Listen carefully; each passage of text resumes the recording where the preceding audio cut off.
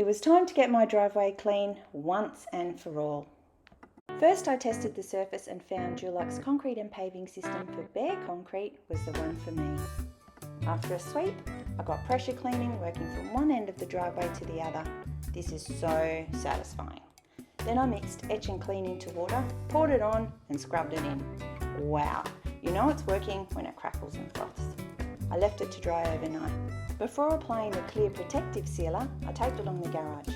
To make sure the driveway is safe to walk on even in the rain, I mixed in a tub of anti-slip additive that forms little clouds that quickly dissolve.